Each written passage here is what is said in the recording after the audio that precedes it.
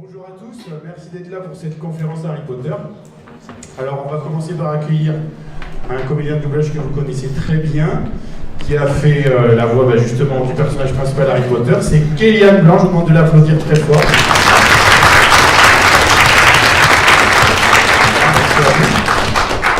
Et Brontis va pas tarder à arriver, il y a un petit contretemps, mais en attendant on va commencer la conférence sans lui, il n'y a pas de souci. Voilà. Il arrive. Alors, Kélian. Bonjour, bonjour. On est ici pour te poser des questions, je pense. Exactement. Sauf si tu as des choses à dire sans qu'on te pose des questions. Après, je peux faire passer les gens le micro, ou sinon vous parlez fort et vous entendez ici. On va faire des questions-réponses. Si vous avez une question, levez la main. Ouais, bah voilà, c'est parti. Allez. Bonjour. Merci d'être là, ça fait plaisir depuis toutes ces années. Et alors, ma question, c'était de savoir si déjà vous aviez toujours contact justement avec Hermione et Ron, et savoir s'il y avait éventuellement une autre possibilité de vous retrouver tous les trois dans un autre film ou une suite peut-être, parce qu'on parle d'une éventuelle suite sur l'enfant maudit. Alors, cette histoire de l'enfant maudit, je l'entends beaucoup. Mais pour vous dire la vérité, j'y crois très peu. Ou alors dans 10, 15, 20 ans. D'accord. Mais donc après, pour revenir à la première question, Olivier Martret qui fait Ron et Manon Azem qui fait Hermione. Alors on se connaît bien parce qu'on a vécu cette aventure qui a duré 10 ans. Donc on a toujours des contacts les uns avec les autres, moi, un peu plus avec Olivier, qui lui a grandi un peu avec moi puisqu'il habitait dans ma ville. Donc on était vraiment, voilà. Avec Olivier on est très proches, Manon un petit peu moins parce qu'elle était sur Paris et maintenant elle est très très occupée, elle tourne beaucoup.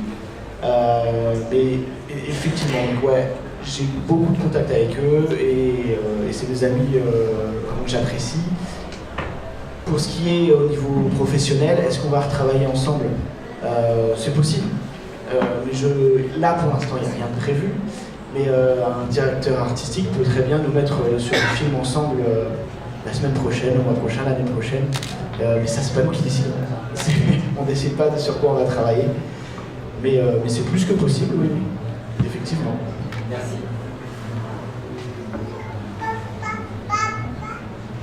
Oui.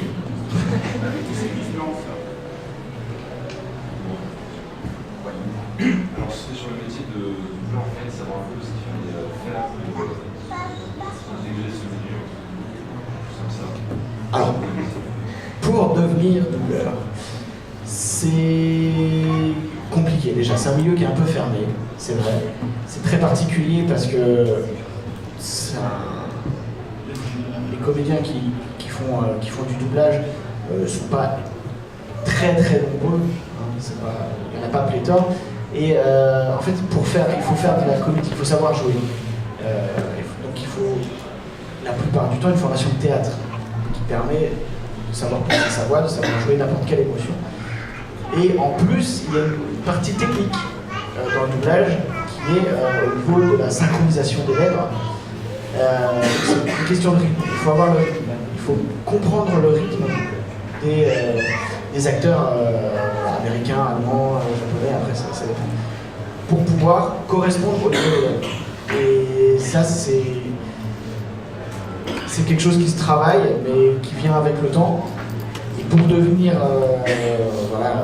comédien dans le doublage, c'est se montrer, c'est savoir se vendre. C'est un peu comme le métier de comédien en fait.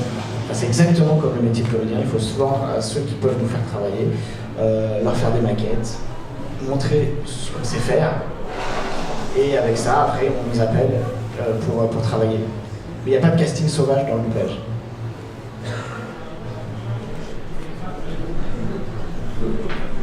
D'autres questions? Ouais. Enfin, juste vous deux. Est-ce que vous continuez à doubler tout le temps Dans les autres films? Alors, en dehors en dehors d'Harry Potter, j'ai fait beaucoup de films avec Daniel Radcliffe, une petite dizaine, mais c'est pas moi sur tous les films, et je pourrais pas vous expliquer pourquoi. C'est les majeures compagnies qui décident un jour, ah non, j'ai pas envie que ce soit lui. Pourquoi, je ne sais pas. Je trouve ça aussi très dommage. Parce qu'il y a des fois, on est habitué à le voir. Et c'est vrai que c'est pas vraiment important de regarder notre film avec des voix différentes. Bah, je suis tout à fait d'accord avec vous. Mais après, c'est pas nous qui décidons. Hein. J'ai pas de contrat pour d'aller à TIFF. J'ai rien signé. Si on décide de me changer, bah, j'aurai pas mon mot à dire et c'est comme ça. Et c'est ce qui est arrivé pour 2-3 films là, pour lui. Voilà. Ça fait partie du jeu.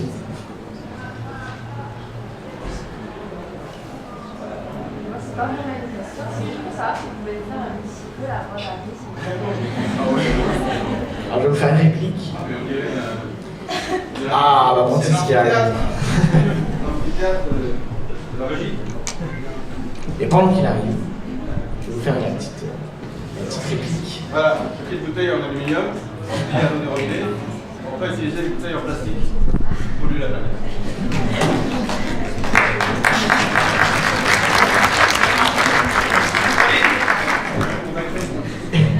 Donc je vous fais la petite réplique. C'est pas moi qui décide ça. Voldemort est de retour. Il faut retrouver les Horcruxes.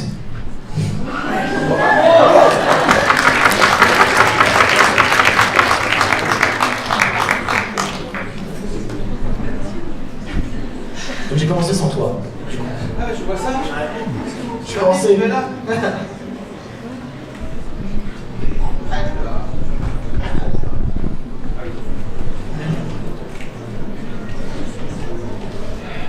Ça se passe bien votre séjour ici. Vous voyez des belles choses, moi je vois beaucoup de belles choses. Beaucoup de beaux costumes et tout, je trouve ça super. Et on n'a pas ici, il y a un caméraman, il y a un Black Bloc qui nous filme. Alors, comment ça se passe? Ça va être vous posez des questions Exactement. Je vous pose des questions. Si vous avez des questions sur moi, plus l'univers Harry Potter, plus les éléments fantastiques. Pour Brantis. Non, Ils sont très timides. Je fais jeune hein, par rapport au film. C'est l'avantage de ce rôle, je fais toujours jeune. Ouais.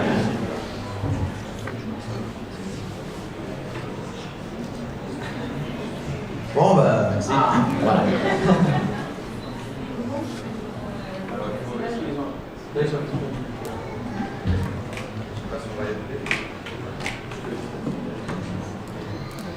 Un micro avec fil, c'est toujours difficile. Alors, il n'y a que ceux du premier qui peuvent poser des questions. Sinon, vous levez, vous venez ici poser la question. C'est comment de se mettre dans la peau du personnage à chaque fois? Dans le micro, on voit pas. De se mettre dans la peau du personnage au double, c'est comment?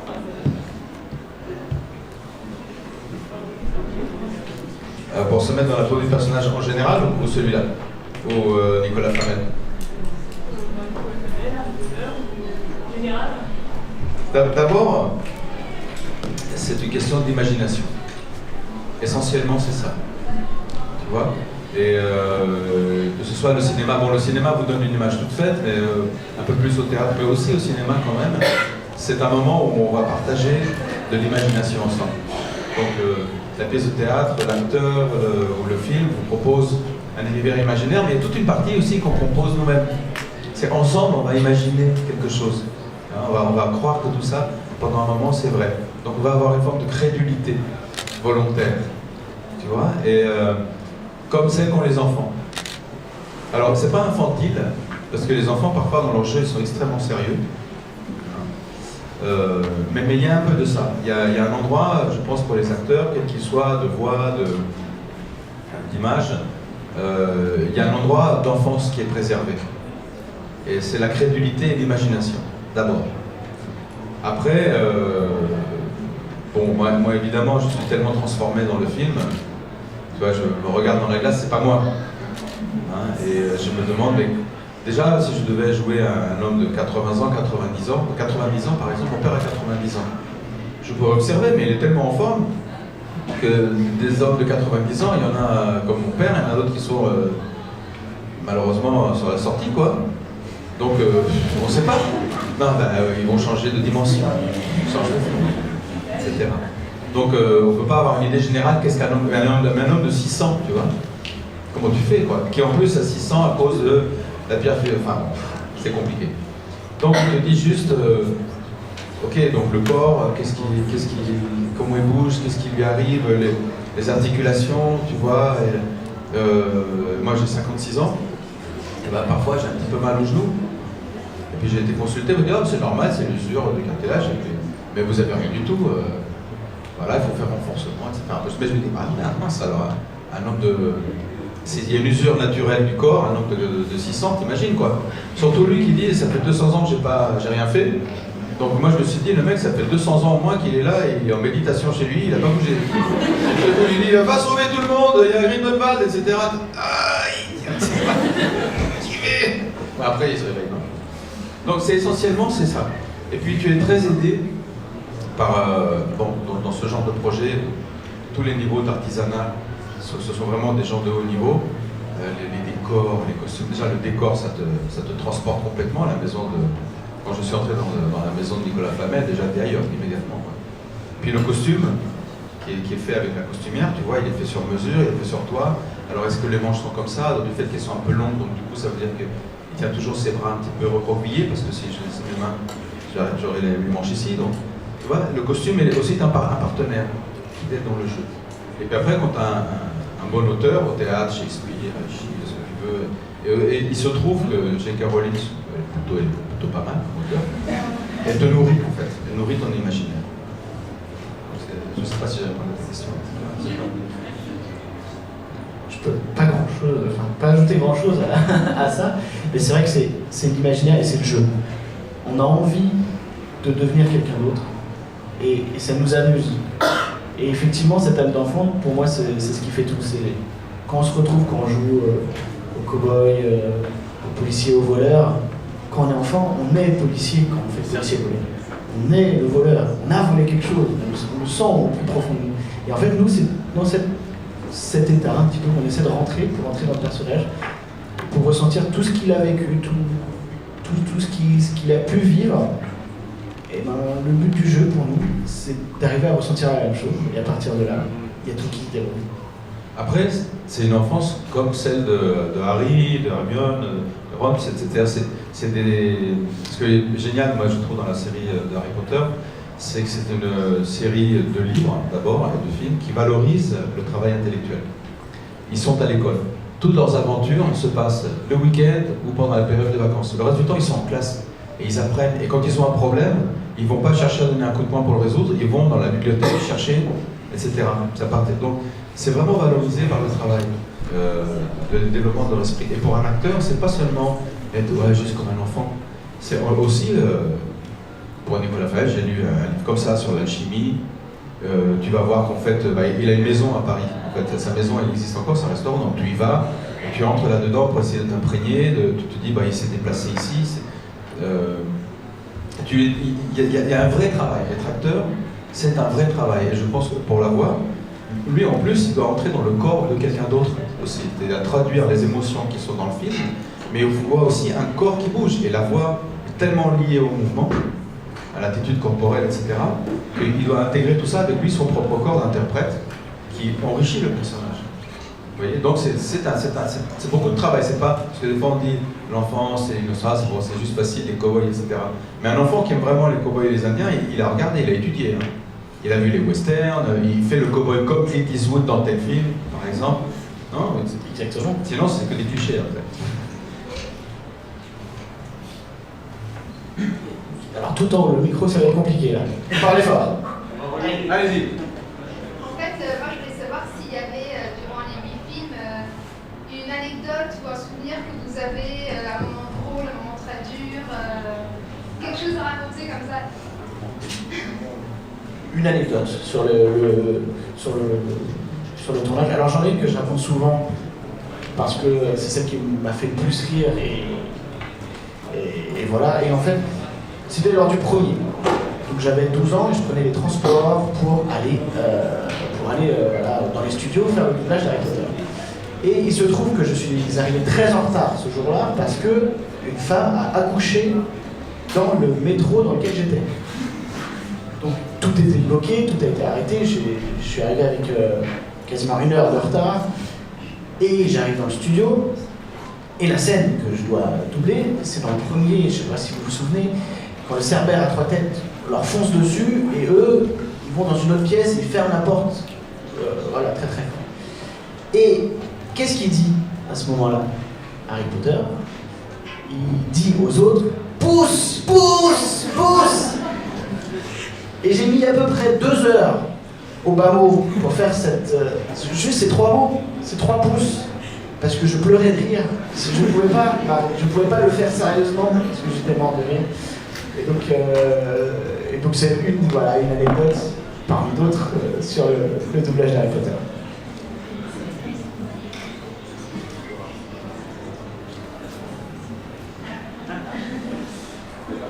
J'ai raconté une anecdote dans la réponse à monsieur.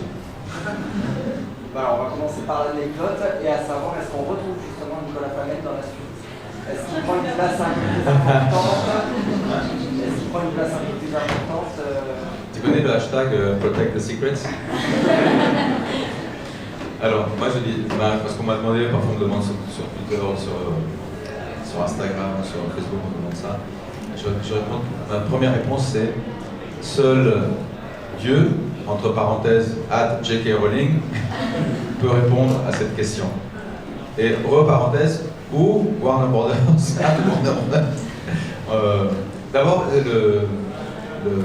ce que je trouve, moi, que j'ai découvert en entrant dans cet univers, c'est à quel point cet univers vous appartient en tant que fan.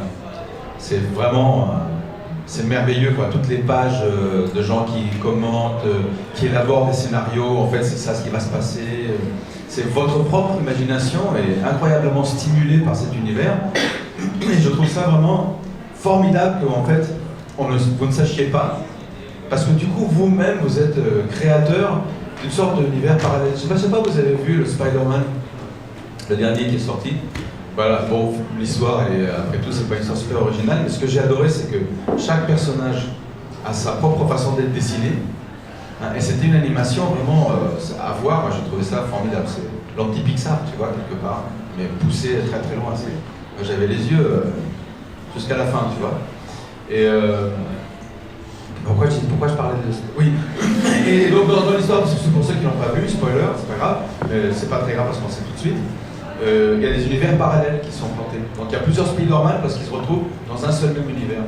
Et quelque part, vous, les fans de ce monde-là, vous créez des univers parallèles qui sont aussi cohérents, aussi amusants, aussi forts, aussi fous, quelque part. Alors si des gens vous disaient à l'avance, oui, je serai là ou non, je ne serai pas là, quelque part, c'est porter atteinte à votre propre... Alors après, de ne pas savoir, il y a l'excitation, on a envie de savoir et tout, c'est comme quand on va avoir une rencontre amoureuse, tu vois. Voilà, c'est le premier rendez-vous, est-ce qu'elle apprécie que le bleu marine, ça se trouve, elle déteste le bleu marine et le costard, j'aurais dû mettre mes baskets comme hier, tu vois. Et puis t'arrives, et puis c'est inattendu, et toi tu t'es imaginé comment ça allait se passer, ça se passe plus. Les choses se passent jamais comme on croit. C'est ça ce qui est beau dans la vie. Donc voilà. Mais après, si vous avez aimé le personnage, et vu que je ne peux rien vous dire, vous allez sur Twitter, vous envoyez un petit mot à J.K. Rowling sur son compte Twitter, je le suis, et puis vous lui dites, vous lui demandez à elle. Comme ça donnera plus envie. On ne dit pas que c'est moi qui ai dit, hein. Non. On dit ça, dit qu'on doit te demander, là, je suis cuit, là. Non mais sérieusement, parce qu'elle ne peut pas toujours répondre, mais, parce que moi je la suis, et souvent elle répond. Et parfois elle commente sur il y a un truc de télé-réalité sur, sur les gens qui dansent avec les stars anglais, et les fans de ça, elle pose ses commentaires sur ah bon, ok, Caroline. Elle se détend comme ça en écrivant. Mais pour tout te dire, pour l'instant je ne sais pas, parce que il y avait un premier scénario qu'elle a écrit pendant le tournage 2, donc on ne la voyait pas beaucoup sur le plateau parce qu'elle était vraiment hyper dans l'écriture. Et une fois que le film est sorti, parce que aussi, bon, petite anecdote par exemple, on reçoit un scénario et ça a été écrit en permanence pendant le tournage, il y avait des réécritures, des scènes qui nous étaient envoyées modifiées. Et ce qui est modifié, ils ont le plan, c'est des films à 200 millions de dollars, donc tout est très très bien préparé, très budgété, etc. Donc on n'improvise pas trop, mais il y a ce petit groupe qui sont David le producteur, David Yates le réalisateur et elle, sont toujours en connexion et ils sont très souples en fait. Au fur et à mesure qu'ils font le film, ils réadaptent parce que tel personnage leur plaît, parce que tel moment ne marche pas. On retourne une scène différemment pour que ça colle mieux comme voilà. Il y a quelque chose de très souple dans leur façon de travailler. Et à la fin, donc avec le résultat final, apparemment, le scénario qu'elle avait prévu pendant le tournage pour le 3, ils se sont dit il faut faire autre chose, en plus ils ont envie de faire un truc encore plus grand, donc ils sont partis réécrire. Le tournage qui devait démarrer en juillet, et ça dure à peu près 6 mois, a été décalé début du tournage, là, selon les dernières choses que je sais, octobre-novembre. Ça va décaler d'autant la sortie du film, malheureusement. Mais ils sont en pleine réécriture, donc en fait personne ne sait. D'accord. Anecdote, Anecdote. avec le premier, du coup j'y repense. Il y a eu la sortie du film en Angleterre, donc je suis allé à l'avant-première, ils m'ont gentiment invité. Et après il y avait une grande fête de célébration, tout ça, dans un musée. Et je croise David Yates, qui on s'est très bien entendu, parce que je l'ai fait marrer. Et puis il me dit Rontis, tu sais, dans la suite et tout, vu que dans Nicolas Flamel tu es tellement transformé, même les autres acteurs, quand j'arrivais pas maquillé, ils mettaient 2 minutes, ils disaient ah oui Rontis, salut. Il m'a dit tu pourrais faire un autre rôle avec ton visage à toi. J'attends toujours.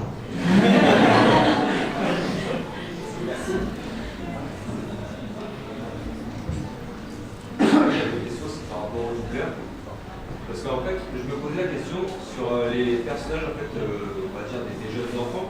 C'est une voix quand même assez, on va dire, aiguë, assez lisse, quoi. Et après, on voit souvent, quand ils passent à l'adolescence, à la vie adulte, tout ça. Et comment ça se passe, en fait? Est-ce qu'ils changent les doubleurs pour changer le timbre de voix, ou est-ce qu'en fait, on essaie de faire suivre le personnage? Alors, ça dépend. Mais par exemple, moi j'ai eu la chance pour Harry Potter de grandir avec le personnage. Donc, j'ai commencé à 12 ans, le premier, donc j'avais pas du tout muet, j'avais une petite voix fluette. Le deuxième, je commençais un petit peu à avoir des petites variations, des petits trucs qui commençaient à bouger.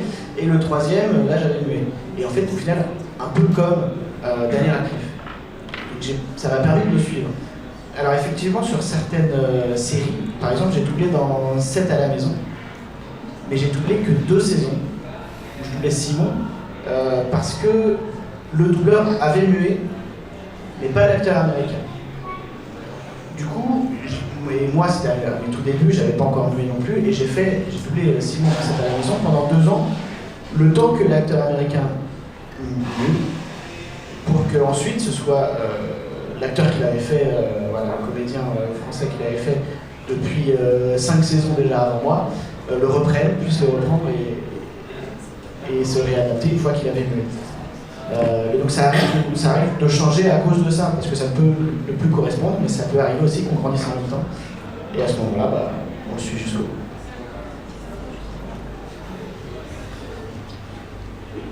Je voulais savoir qu'en tant que doubleur, vous avez déjà eu l'occasion de rencontrer les acteurs d'Harry Potter ou pas? Est-ce que j'ai rencontré les comédiens d'Harry Potter? Alors oui, je les ai tous rencontrés avec les avant-premières, tout ça, il y a toujours l'organisation qui fait que les acteurs américains viennent aussi, et effectivement, je les ai tous rencontrés, c'était un peu informel, on a discuté comme ça pendant 1 heure ensemble, et ils sont très sympathiques, très abordables, mais c'est pas des amis proches du coup.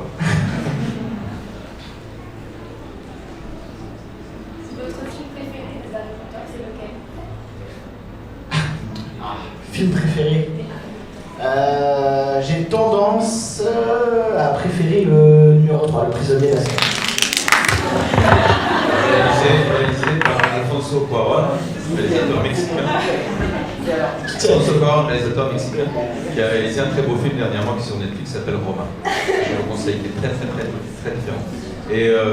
Mais là, il y a eu le petit souci qu'il y a eu avec ce film, c'est qu'il a il a vraiment pris le film et il en a fait son œuvre à lui. C'est-à-dire que d'abord c'était plus sombre, c'est lui le premier qui a fait un film un petit peu plus sombre.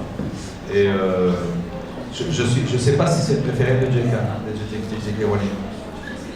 Ça je pourrais pas dire. Mais je sais pas, parce qu'il en a fait qu'un.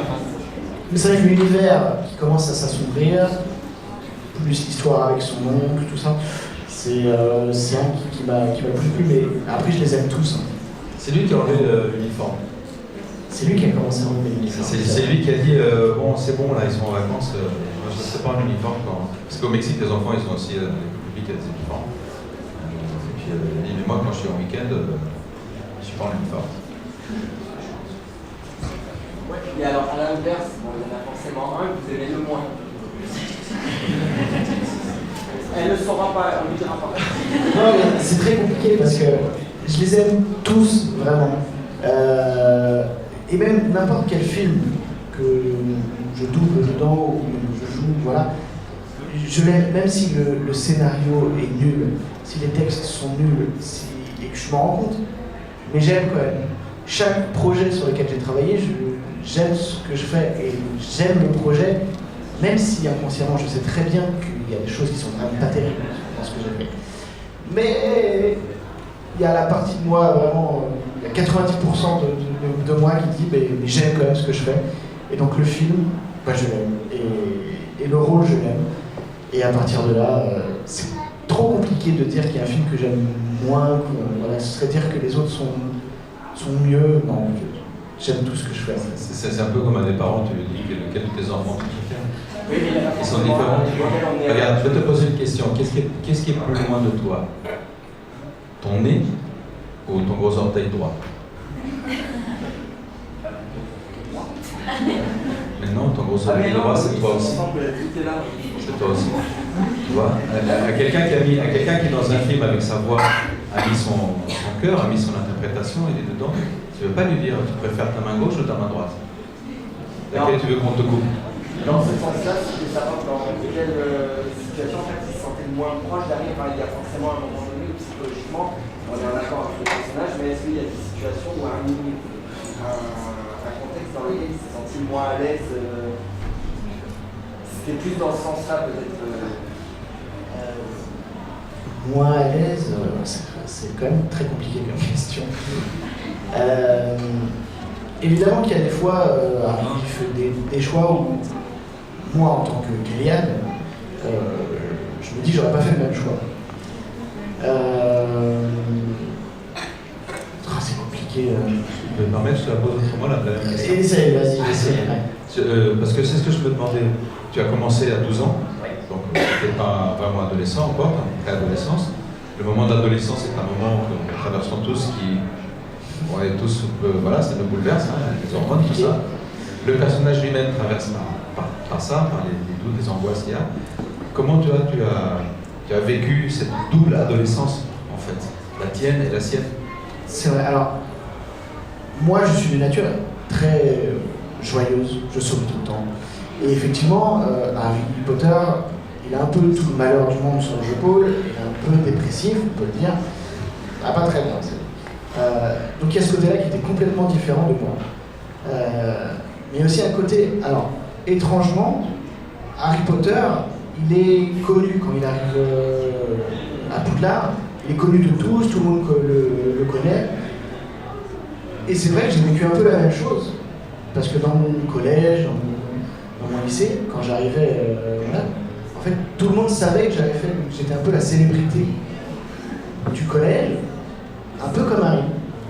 Et ça, c'est vrai que c'était... Du coup, j'ai pu me servir de cette chose-là pour savoir un peu parce que c'est un peu...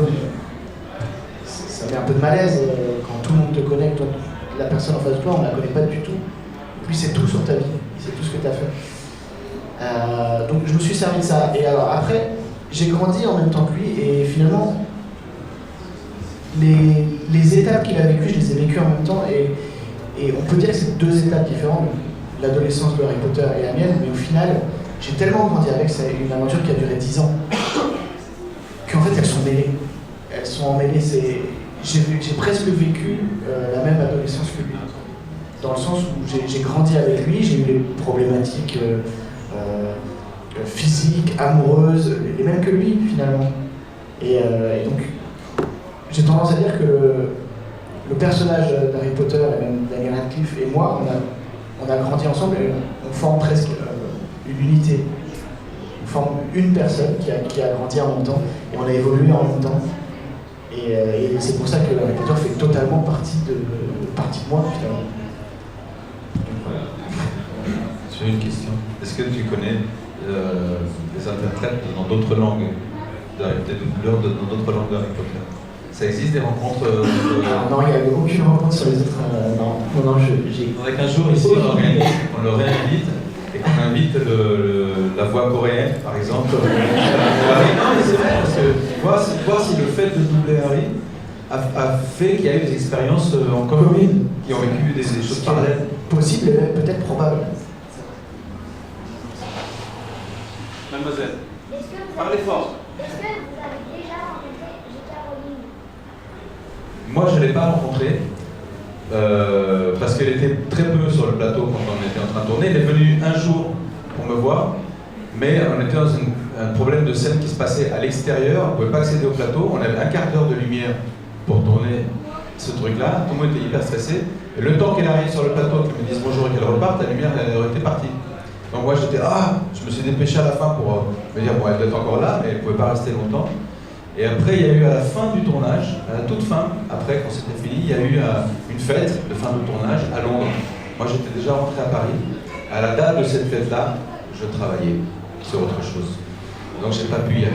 Et c'était là en fait qu'elle était vraiment complètement disponible. Et là j'ai téléphoné à William Nadilan qui joue Kama, qui est un ami, qui est français aussi. Et il m'a dit Brontis, t'es où? Viens et tout, on va chez je sais plus qui avec J.K. et Johnny Depp, et machin, etc. Je suis en train de travailler. Non, j'ai pas encore eu ce plaisir, mais en fait, j'ai l'impression que je l'ai rencontré à travers son œuvre. C'est le plus important. Parce que si je vais lui dire, ce sera une personne, bonjour madame, bonjour J.K., j'adore ton travail, formidable, on rigole, on parle de choses et d'autres. Mais qui elle est vraiment? Elle est les livres d'Harry Potter, les films, les animaux fantastiques, c'est ça qui elle est en fait. Donc, d'être entré dans ce monde-là, je l'ai rencontré, et si toi tu as lu ses livres, ou vu ses films, d'une certaine manière, tu l'as rencontré aussi. Dernière question. Moi j'ai une question, ça n'a rien à voir avec Harry Potter. Ça vous fait quoi d'être le fils d'Harry Potter? Jamais dans ces moments-là. Quelle est ta question? Ça vous faisait quoi d'être le fils Ça me fait quoi d'être le fils de mon père? Ça te fait quoi toi d'être le fils du tien? Ah non, ma carrière ça m'a pas du tout aidé. Zéro. C'est d'abord parce que bon, j'ai fait enfant, j'ai fait un film avec lui, donc quand t'es enfant, tu vois, quand t'es enfant, 6 ans et demi, t'es juste content d'être là, tu découvres qu'est-ce que c'est le cinéma. Moi j'étais intéressé à tous les trucages, il n'y avait pas de numérique à cette époque-là. Voilà, après j'ai fait un ou deux films sans lui, enfant au Mexique, puis après je voulais être vétérinaire, pilote d'avion, plus tard pédopsychiatre. Et quand j'ai décidé, je me suis rendu compte que je voulais être acteur.